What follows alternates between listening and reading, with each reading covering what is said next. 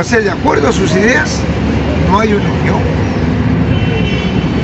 Pero sí, yo te afirmo que el universo es un compacto infinito, que nada está separado de nada. Por ejemplo, tú te has unido a mí. La vida orgánica está unida a la vida inorgánica. Se complementan.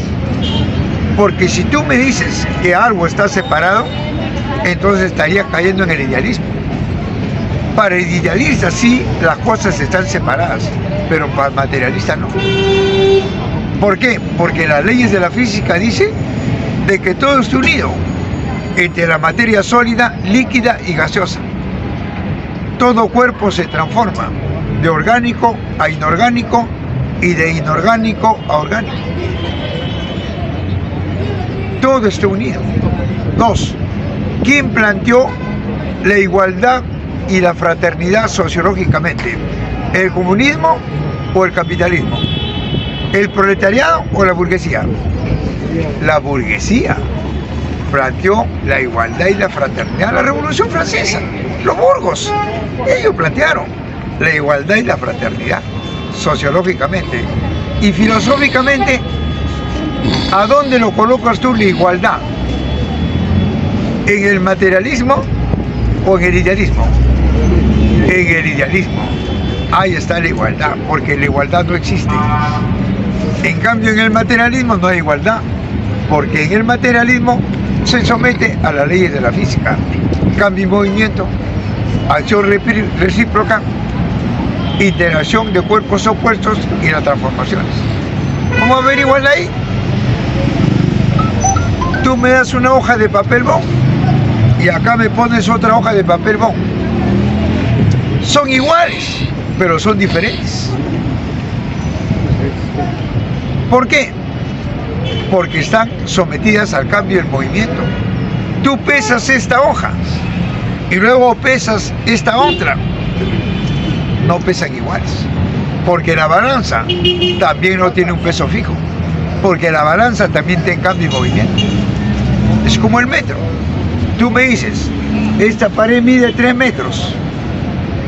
Son aproximados. Porque el metro está en cambio y movimiento. Ni el metro mide 1 metro. No hay nada que sea fijo. Solamente el fijismo existe en el idealismo. Nada más. Pero no en el materialismo. Por ejemplo, las ciencias formales están divididas en 2 campos. En el campo de la lógica y en el campo de las matemáticas. Existe la lógica formal y existe la lógica dialéctica. Ahora bien, en el campo de las matemáticas son exactas en la teoría, pero en la práctica ya no son. Yo te puedo decir 2 más 2 son 4, ahí son exactos, pero cuando tú los representas con objetos, ya no son exactos. ¿Por qué? Porque 2 manzanas más 2 manzanas, ¿cómo van a ser iguales? Ya no, uno puede pesar más y el otro puede pesar menos. ¿Te das cuenta, amigo? Entonces, en la práctica no existe la igualdad. Son aproximados, nada más. ¿Por qué? Porque todo está sometido a las leyes de la física. Entonces, la perfección no existe. La perfección solamente existe en un cuerpo fijo. Y a eso se llama metafísica. Y esa filosofía es de la concepción divina, no es del materialismo. Así.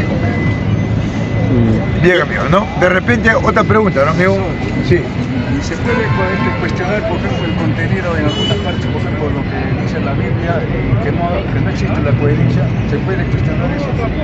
Bueno, la coherencia no existe. ¿Pero por qué no existe la coherencia? Porque no hay un cuerpo físico que sea fijo, no existe.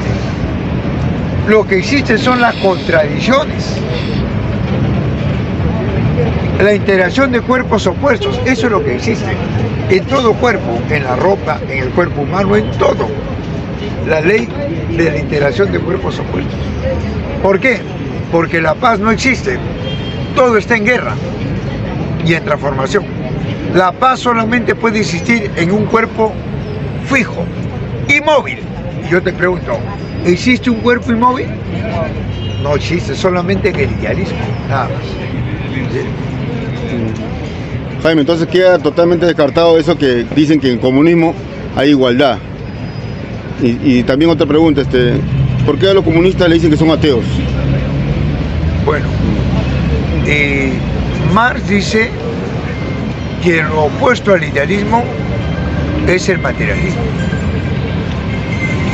Porque el materialismo no solamente ve el campo del idealismo, sino también ve el campo social y el campo económico. Ahora, cuando se habla de igualdad, hace poco he dicho, en el mundo, ¿quién planteaba la igualdad? Los burgos, con la Revolución Francesa. La izquierda planteaba la igualdad y la fraternidad. La burguesía. Y filosóficamente, ¿quién plantea la igualdad? ¿El materialismo o el idealismo? El idealismo. En el materialismo no hay igualdad. Que ellos te digan eso para que tú repitas es otra cosa. Pero ellos no vienen acá a intercambiar ideas. Ellos no son tontos. Ellos hablan a través de la prensa porque hay abajo pobres que repiten. ¿Te das cuenta? Ellos no son tontos. Antes venían a la plaza. La prensa venía. Y nosotros le preguntábamos los puestos. Y ellos decían, no, nosotros no estamos para responder. Nosotros estamos para preguntar. ¿Te das cuenta? Bien. Bien, ¿alguna? Sí. Las contradicciones, por ejemplo, que existen en la Biblia, esto, por ejemplo, no puede ser en todo caso cuestionable. Sí. Eso es lo que yo me refiero. ¿Por qué? Porque la Biblia, ¿quién lo escribió? El hombre. El hombre. Pero ¿qué dice la Biblia? Que el hombre que escribió ha sido inspirado en Dios. Pero ¿quién dice eso? La Biblia. ¿Y quién escribió la Biblia? El hombre, pues es el hombre. Yo, por ejemplo, escribo un libro y digo, escribo este libro porque me inspiro en Superman. Soy yo el que estoy escribiendo. Ahora yo te pregunto, ¿Superman existe? No, pero yo puedo hablar y puedo escribir, porque hay gente que va a leer y va a creer. Y peor si te lo impongo, y eso es lo que pasó. El hombre que no creía en fantasías, se lo impusieron a sangre y fuego. Eso fue en el mundo entero y acá en el Perú.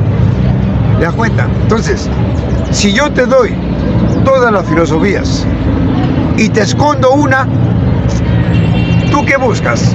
¿La que te doy o la que te escondo? La que escondes. Ellos te dan todas las filosofías, pero ¿qué filosofía te esconden? El materialismo. Y la humanidad busca el materialismo. ¿Me la pegó? Sí, la dialéctica. Entonces, ¿por qué? Porque este es el opuesto a las demás filosofías. Las demás filosofías todas son juntas, todas son los mismos principios y es contrario al materialismo. Por eso es que los hombres, cuando quisieron instaurar la concepción idealista y no podían demostrar, ¿cómo lo hicieron? A sangre y fuego. Lo impusieron en la esclavitud, en el feudalismo con la monarquía absoluta y la iglesia contra el siervo, y ahora en el capitalismo. Ahí no está viendo Palestina, más de 40.000 asesinatos, más de 15.000 mujeres, más de 5.000 niños. ¿Dice algo la iglesia? ¿Dice algo el Papa? ¿Dice algo la religión? No, porque ahí está pues la tierra prometida de Dios, Israel. Entonces, pero ese es el problema de forma.